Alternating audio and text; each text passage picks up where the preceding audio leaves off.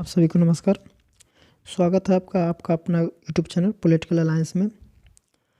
Public administration लोक प्रशासन का जो सीरीज चल रहा था, उस सीरीज का आज 11वें नंबर का वीडियो है। तो चलिए शुरू करते हैं। आज का पहला प्रश्न देखिए दिया कि मैक्स वेबर के नौकरशाही के सिद्धांत के बारे में निम्नलिखित में से कौन से कथन सही है।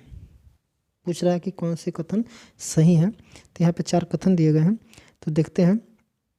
पहला है कि यह नियम आधारित युक्ति संगत नियंत्रण का लोहे का पिंजड़ा है। देखिए, तो यह नियम जो है नौकरशाही वाला जो सिद्धांत है, इसमें मैक्स वेबर का कथन है कि यह नियम आधारित युक्ति संगत नियंत्रण का लोहे का पिंजड़ा है, जो बिल्कुल गलत है। देखिए, दूसरे नंबर का है कि यह युक्त विधिक प्राधिकार का महत्वपूर्ण हिस्सा है। ये सही बात है मैक्स वेबर के अनुसार। तीसरा है नौकरशाही से मेधा के रूप में ज्ञान के माध्यम से प्रभुत्व अभिप्रेरित है। बिल्कुल सही। फिर है लोकतंत्र में इसकी सहज ग्राह्यता है। ये भी बिल्कुल सही है। तो देखिए, दूसरा, तीसरा और चौथा कथन यहाँ पे सही है। तो देखते हैं ऑप्शन में 2, 3 और 4। इसका राइट आंसर हो जाएगा ऑप्शन डी। नेक्स्ट है, दिया है निम्नलिखित में से किसने राजनीतिक विकास की व्याख्या प्रशासनिक और विधिक विकास के रूप में की है। दिया है पॉल बैरन, जेम्स एस कोलमैन, एडवर्ड सिल्स और डी है मैक्स वेबर। तो इसका जो राइट आंसर हो जाएगा मैक्स वेबर, अर्थात ऑप्शन डी इसका सही उत्तर हो जाएगा। अगला है, दिया कि पंचायती राज से संबंधित निम्नलिखित समितियों पर विचार कीजिए तथा उन्हें कालक्रमानुसार व्यवस्थित कीजिए। देखिए, इसको जो 4 समितियां हैं जो पंचायती राज से संबंधित है, इनको कालक्रम के अनुसार व्यवस्थित करना है। तो अगर कालक्रम के अनुसार व्यवस्थित करना, तो हमको ये जानना पड़ेगा कि कौन सी समिति किस सन में ये स्टार्ट की गई या फिर गठित की गई। तो यहाँ पे दिया अशोक मेहता समिति। देखिए, अशोक मेहता जो समिति है वो है 1977 के आसपास में ये बनी थी। ठीक है। बलवंत राय मेहता समिति जो 1957-58 के आसपास बनी थी, ये गठित हुई थी। हो जाएगा 1957। ML सिंधवी जो है 1986 में हुआ था और PK थुंगा समिति 1988 में हुआ था। ये हो जाएगा 1988 में। तो इसके हिसाब से जो कालक्रम जो हमारा बन रहा है वो हो जाएगा, सबसे पहले शुरुआत में बलवंत राय मेहता हो जाएगा, ये पहले नंबर पर हो जाएगा। उसके बाद से दूसरे पे हो जाएगा अशोक मेहता, फिर हो जाएगा तीसरे पे हो जाएगा और चौथे पे चौथा हो जाएगा। ठीक है। तो यहाँ पे जो अगर देखा जाए तो 2 1 2 1 3 4 2 1 3 4, तो इसका ऑप्शन बी, इसका 2 1 3 4 ऑप्शन बी इसका राइट आंसर हो जाएगा। नेक्स्ट है, दिया विभागीय संगठन के 4 आधारों का विचार किसने दिया था। विभागीय संगठन के 4 आधारों का विचार किसने दिया था। तो दिया है यहाँ पे हेल्डन ने और बी है एस वालास ने, फिर है हेनरी फ्योल ने और डी है लूथर गुलिक ने। तो इसका राइट आंसर हो जाएगा, सबको पता है लूथर गुलिक ने ये जो विभागीय संगठन के जो 4 आधार दिया था, यानी कि 4P इसको कहा जाता है। तो 4P के बारे में या 4P आधार के बारे में, 4P सिद्धांत के बारे में इन्होंने लूथर गुलिक ने दिया। तो इसका उत्तर हो जाएगा ऑप्शन डी। अगला, पंचायती चुनाव कराने हेतु निर्णय किसके द्वारा लिया जाता है। पंचायती राज चुनाव कराने हेतु निर्णय किसके द्वारा लिया जाता है। दिया है केंद्र सरकार के, राज्य सरकार के, चुनाव आयोग के और जिला न्यायाधीश के। तो इसका उत्तर हो जाएगा राज्य सरकार के। पंचायती राज किसके निर्णय हेतु होता है, राज्य सरकार के, अर्थात ऑप्शन बी इसका सही उत्तर हो जाएगा। नेक्स्ट है, दिया है लूट पद्धति निम्नलिखित में किसका दूसरा नाम है। लूट पद्धति किसका दूसरा नाम है। यहाँ पर अभिभावक नौकरशाही, अगला है जातीय नौकरशाही, फिर संरक्षक नौकरशाही, फिर है योग्यतागत आधारित नौकरशाही। तो इसका जो राइट आंसर हो जाएगा वो हो जाएगा संरक्षक नौकरशाही, ऑप्शन सी इसका राइट आंसर हो जाएगा। नेक्स्ट है, दिया एक विशिष्ट समस्या को हल करने के लिए विभिन्न पाठ्यक्रमों से कार्यवाही का एक पाठ्यक्रम चुनने की प्रक्रिया कहा जाता है। ठीक है। देखिए विशिष्ट समस्या को हल करने के लिए विभिन्न पाठ्यक्रमों से कार्रवाई का एक पाठ्यक्रम चुनने की प्रक्रिया कहा जाता है, प्रक्रिया के लिए कहा जाता है। दिया है ए विकर्ण संचार, बी है संपूर्ण गुणवत्ता प्रबंधन, सी है सहायक सेवा और डी है निर्णय निर्माण। तो देखिए इसका जो राइट आंसर हो जाएगा निर्णय निर्माण। इसका सही उत्तर हो जाएगा ऑप्शन डी।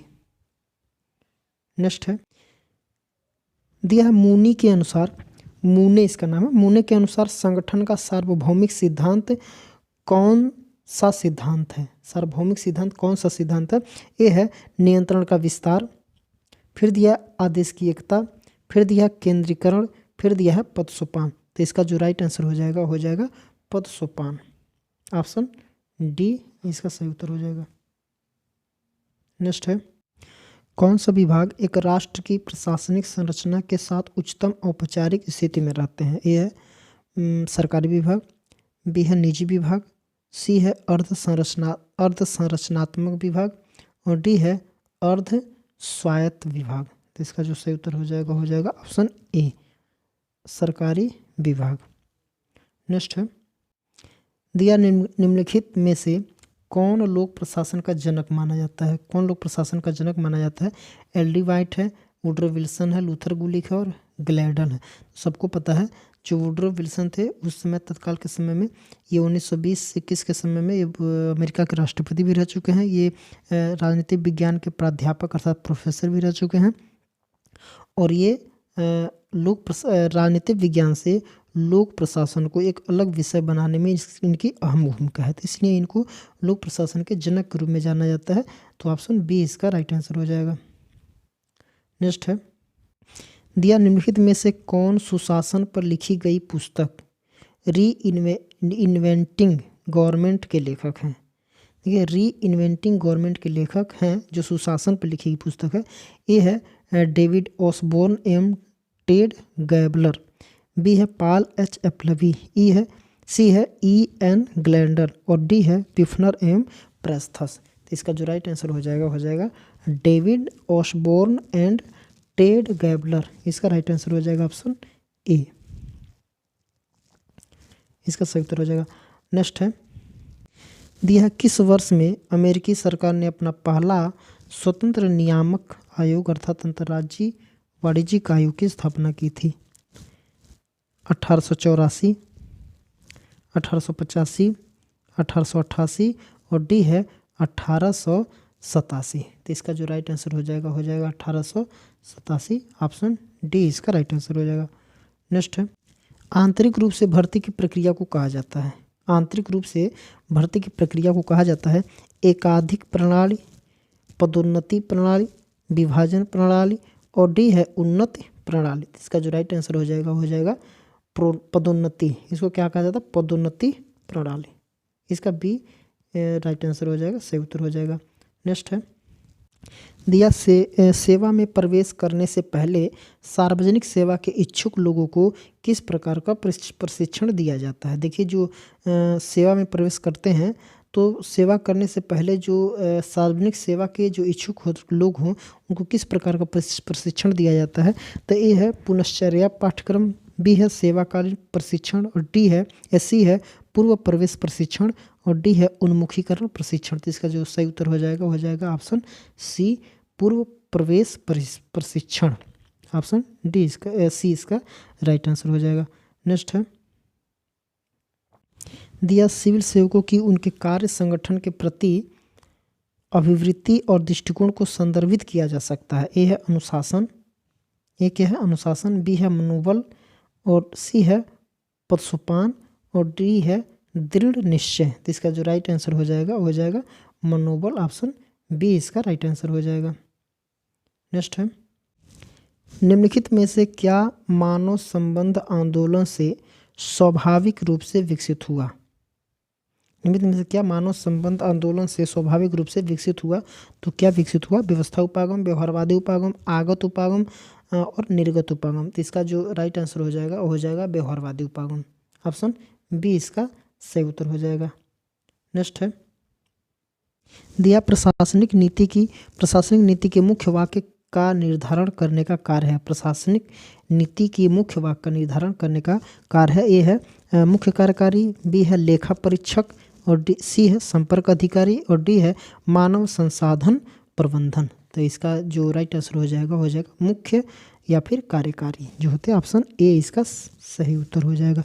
अगला है, जब सरकार आर्थिक, वित्तीय या व्यावसायिक कार्य करती है तो निम्न में से क्या समान रूप से स्थापित किया जाता है। ए है विभाग, कंपनी, सार्वजनिक निगम और मंडल। तो इसका जो सही उत्तर हो जाएगा सार्वजनिक निगम। ऑप्शन ए इसका सही उत्तर हो जाएगा। नेक्स्ट है, दिया अस्थायी, वैतनिक और कुशल अधिकारियों के पेशेवर निकाय के रूप में लोक सेवा को किसने परिभाषित किया है। तो है एल डी वाइट, बी है ओंग, और सी है हरमन फाइनर, और डी है आर जी गैटल। तो इसका जो राइट आंसर हो जाएगा वो हो जाएगा हरमन फाइनर। ऑप्शन सी इसका सही उत्तर हो जाएगा। नेक्स्ट है अगला प्रश्न, दिया किस प्रकार का प्रशिक्षण मुख्य रूप से प्रकृति में व्यक्तिपरक होता है और अक्सर उम्मीदवारों द्वारा संदेह के साथ देखा जाता है। तो दिखा यहाँ पे है कि लिखित परीक्षा, मौखिक परीक्षा, प्रदर्शन परीक्षा और योग्यता परीक्षा। तो इसका जो सही उत्तर हो जाएगा वो हो जाएगा मौखिक परीक्षा। मौखिक परीक्षा को हमेशा क्या होता है, संदेह के साथ देखा जाता है। ऑप्शन बी इसका सही उत्तर हो जाएगा। नेक्स्ट है, एक कर्मचारी के लिए किस प्रकार का प्रशिक्षण दिया जाता है जो पहले से ही सेवा में है। देखिए, जो अगर कोई व्यक्ति पहले से ही किसी सेवा में लगा हुआ है, कार्यरत है, तो उसको किस प्रकार का प्रशिक्षण दिया जाता है। तो दिया है ए प्रवेश उपरांत प्रशिक्षण, प्रवेश उपरांत प्रशिक्षण, बी है पूर्व प्रवेश प्रशिक्षण, और सी है उन्मुखीकरण प्रशिक्षण, और डी है सेवाकालीन प्रशिक्षण। तो इसका जो राइट आंसर हो जाएगा वो हो जाएगा ऑप्शन डी सेवाकालीन। सेवाकालीन का मतलब जो पहले से ही सेवा में मौजूद है उसको प्रशिक्षण। तो सेवाकालीन प्रशिक्षण ऑप्शन सी डी इसका डी इसका सही उत्तर हो जाएगा। दिया है यदि अनुमानित राजस्व अनुमानित व्यय के बराबर है तो इस तरह के बजट को कहा जाता है क्या, संतुलित बजट, अधिशेष बजट, और सी है निष्पादन बजट, और डी है घाटे का बजट। तो इसका जो राइट आंसर हो जाएगा संतुलित बजट इसका कहा जाता है। ऑप्शन ए इसका सही उत्तर हो जाएगा। नेक्स्ट है अगला प्रश्न है, दिया है प्रशासनिक कृत्यों और निर्णयों की वैधता के निर्धारण करने की न्यायालयों की शक्ति को कहा जाता है। तो दिया है ए न्यायिक समीक्षा, वैधानिक अपील, विधायी समीक्षा और बंदी पृथक्करण। देखिए, प्रशासनिक कृत्यों निर्णयों की वैधता यानी कि कोई भी प्रशासनिक कृत है, कोई निर्णय है या फिर कोई भी नियम है, उसकी वैधता का निर्धारण करने को न्यायालयों को शक्ति को, यानी कि जो न्यायिक पुनर्विलोकन होता है उसी को कहा जाता है। कि जैसे विधायक या कार्यपालिका के द्वारा कोई काम किया जाता है या फिर कोई नियम बनाया जाता है, तो क्या ये वैध है कि अवैध है, इसका निर्धारण कौन करता है, तो न्यायालय करता है। तो इसको, इस विधि को क्या कहा जाता है। तो इसका जो राइट आंसर हो जाएगा ऑप्शन ए न्यायिक समीक्षा। ऑप्शन ए हो जाएगा न्यायिक समीक्षा। इसको न्यायिक पुनर्विलोकन या फिर न्यायिक पुनरीक्षा भी बोला जाता है। तो ऑप्शन ए इसका सही उत्तर हो जाएगा। अगला है, दिया है प्रबंधन की कौन सी प्रणाली पर्यावरण के साथ कोई अंतर संबंध नहीं है। प्रबंधन की कौन सी प्रणाली पर्यावरण के साथ कोई अंतर संबंध नहीं है। तो यहाँ पे है बंद प्रणाली, उसके बाद है खुली प्रणाली, सी है अनुकूलन प्रणाली, और डी है परिवर्तनीय प्रणाली। तो इसका जो राइट आंसर हो जाएगा उसको कहा जाता है बंद प्रणाली। ऑप्शन ए इसका सही उत्तर हो जाएगा। नेक्स्ट है, और इस सेट का आखिरी प्रश्न है, वाटसन ने 7S संगठनात्मक ढांचे के माध्यम से प्रबंध व नेतृत्व के मध्य अंतर की व्याख्या की है। इसमें निम्न में से क्या शामिल नहीं है। तो यह है रणनीति, संरचना, सी है समर्थन, और डी है व्यवस्था। तो इसका जो राइट आंसर हो जाएगा वो हो जाएगा समर्थन। ऑप्शन सी इसका राइट आंसर हो जाएगा समर्थन। तो आज के लिए मात्र इतना ही। इसके आगे के प्रश्नों को हम लोग अगले वीडियो में देखेंगे।